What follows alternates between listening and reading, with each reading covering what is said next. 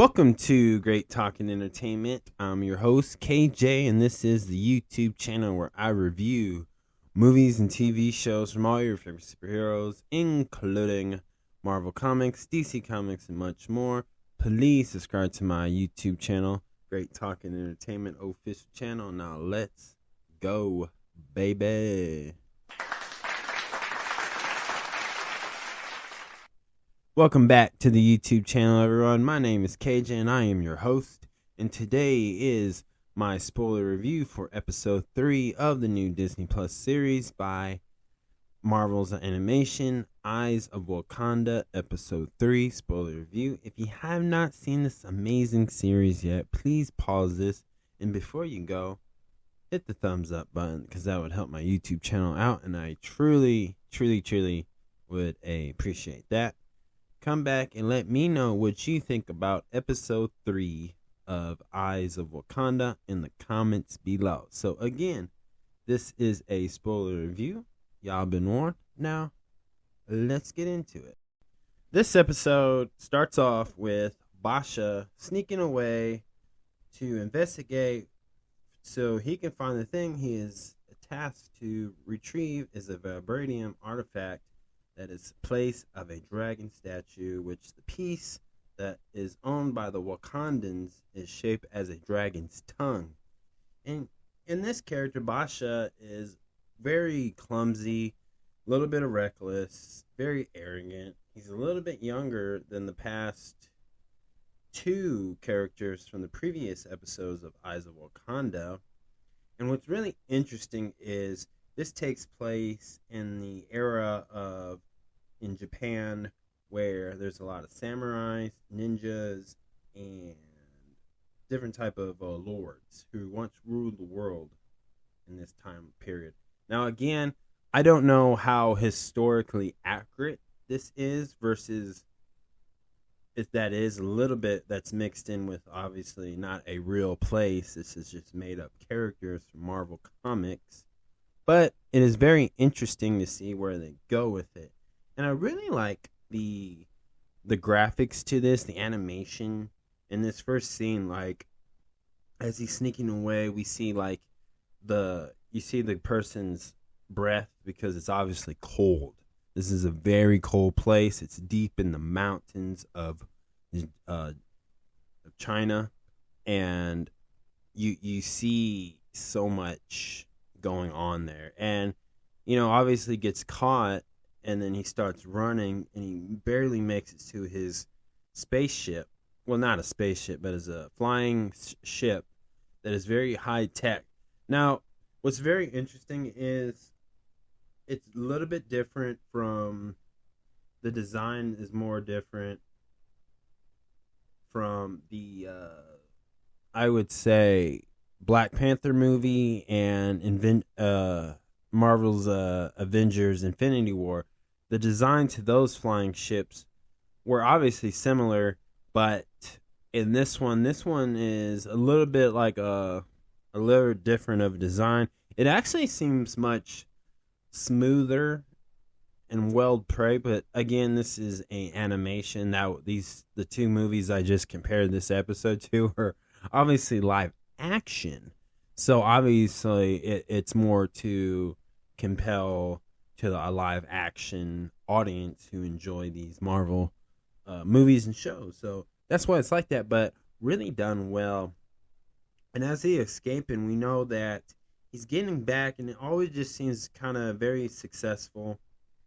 And we learn that in this show that he has a lot of growing up to do, but also we know that Journey, who I hope I said her name right, who snuck into the ship, and we learn that she is a Iron Fist. Like, I don't know if she's the exactly first Iron Fist to ever weld that, but she's the one at this timeline in this year of this era that has defeated this dragon and gained the power of the dragon to do the Iron Fist, which that is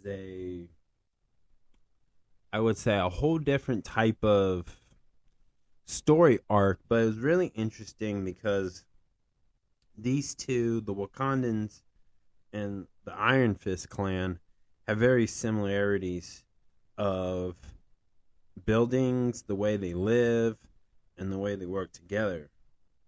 And this one, to me, this was really a cool place. Like, it was really cool action adventure, and it had a lot of comedy to it. This one kind of brightened it up a little bit.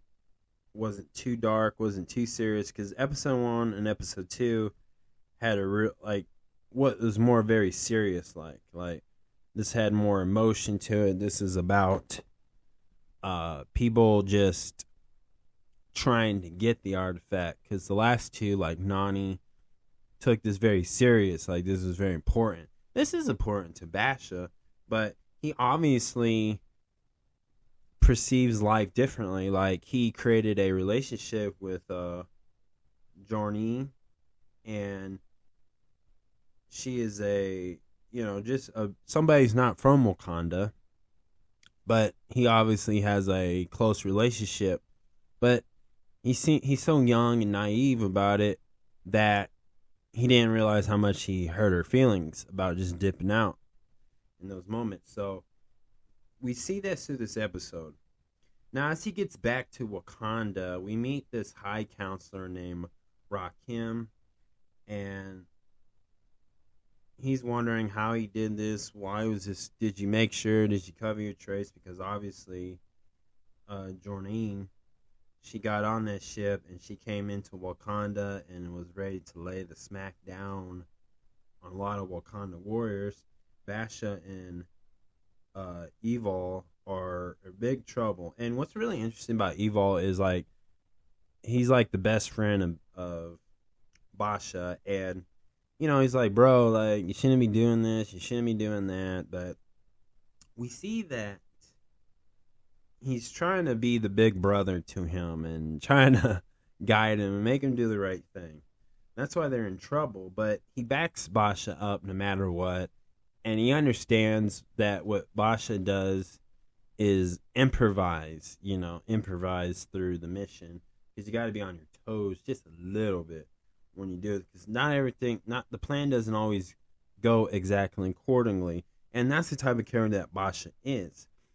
Now, when we see, like, Jorneen in the Wakanda headquarters, we see the panic. We see how sneaky she is. We see she's like a ninja-like. You can't find her.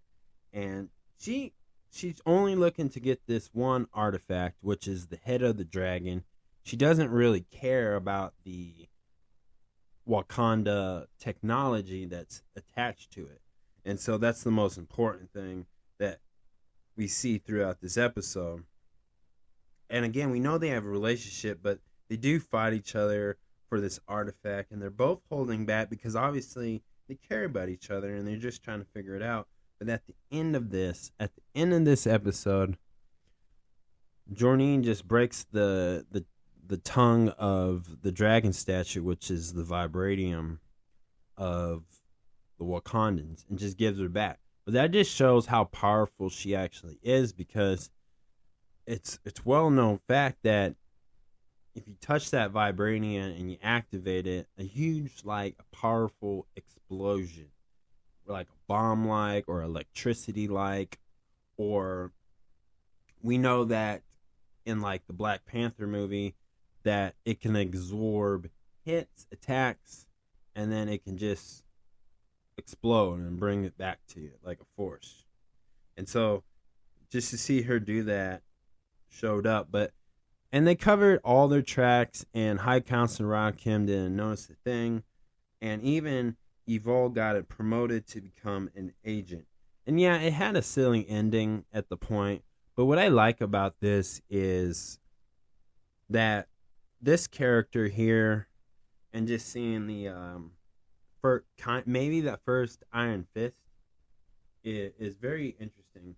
And I really enjoyed the idea of that. So let's get into some topics about that and where that kind of goes. Let's start off with the first topic should be the female Iron Fist. And what this means in the MCU wise, that this is an organization that is similar to the Wakandans.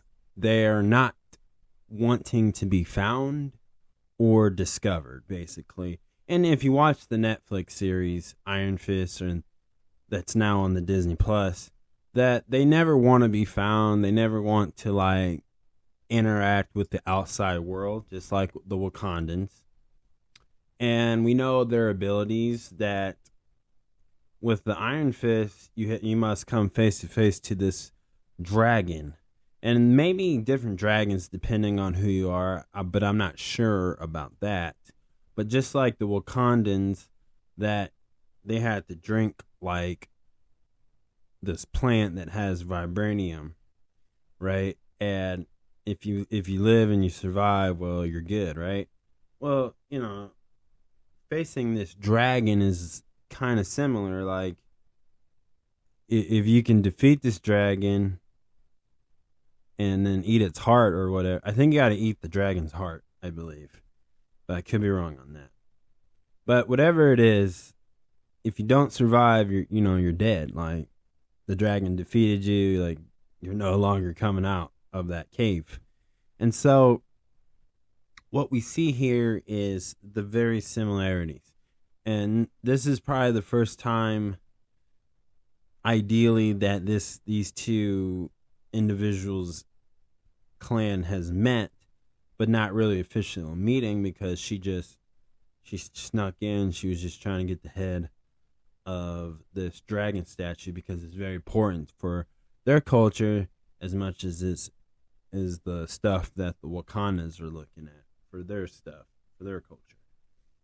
And so, nothing too much. I don't have a theory, but the theory I believe now is this is just something to give the diehard fans who's paying attention to all the projects and like reports, like people are wondering if this will affect Avengers Doomsday or Avengers Secret War, and I don't think so. But what I think of this is a character available to use for this animation series. I think the Iron Fist that's going to debut in the MCU in current time is probably down the future, after Secret Wars, most likely. So it doesn't have a unique thing, but this is just Marvel of saying, yes, this is like the starting of seeing the Iron Fist and the whole clan of it. Yes, this is the first seed to plant, to grow and see future characters that are connected to it. But what I think is that having this character made sense for this series, for season 1 of Eyes of Wakanda. I think this was because, again, each episode is different, so this character made sense for this particular episode, the plot of the story, basically.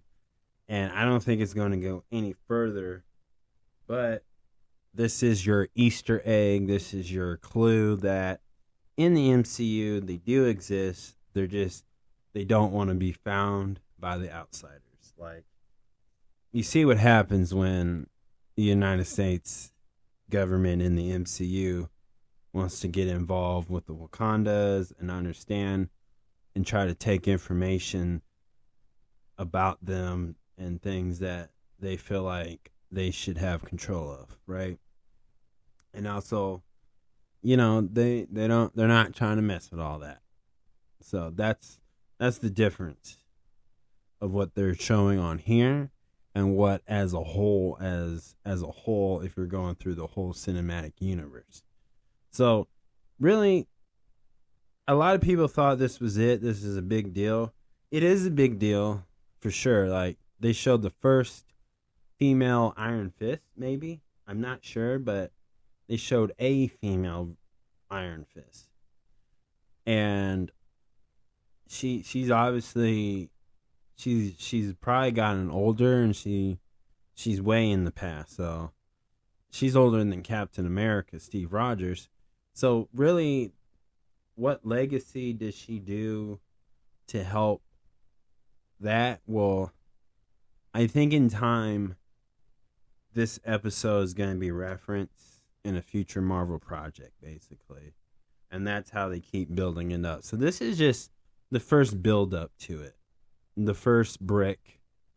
This is the layout. This is the foundation of it. And I think using Eyes of Wakanda in this episode is really cool because a lot of this is like taken in the past, way in the past. So I thought that was pretty cool. And what I mean by I don't think it's going to affect anything else that's coming up, like Spider-Man, Avengers Doomsday, Avengers Secret Wars, is because I think those three projects have are going in a different direction, and they're telling a different story that's connected to the MCU, basically. So that's why I'm excited to it, but I don't think that what we just saw in episode 3 will affect those. But I could be wrong. If they really wanted to pull that off and shock us, they have the opportunity for sure. So that's what I think. And I really like Basha as a character. I like that, okay, this is a starting point where, younger, reckless characters who in history take on this idea of it. So I thought that was pretty cool. And other than that, it was fun to watch. This one, if I had to give it a 1 out of 10 though, I would say I'd give this a 6. It was okay. It was an okay thing. They kind of just stayed in the Wakanda headquarters, basically. And we didn't see any other groups from the Iron Fist, just the one. But I guess that's all they needed. And you know what? He's the only one that has like a no regret. I'm not sad if I'm in the outside world or not. Whether he is or not, he's not like taking it personal. But this is a beginning of influencing other generations that come down the line. So that's what I got of it. So I give it a 6 for sure. But again, I love the animation. I love the graphics to it. I love the plot to this. Honestly, it's nothing wrong having a fun ride of a show. Like, just a lot of fighting and silliness. There's nothing wrong with that. So I'm okay with that. But it was a really good episode. But that is my spoiler review for episode 3. Let me know what you think about Eyes of Wakanda episode 3 in the comments below. So thank you guys. Please subscribe to my YouTube channel. Great Talking Entertainment official channel. Subscribe. Hit that notification button so you can always be updated with all my latest content. Thank you guys and peace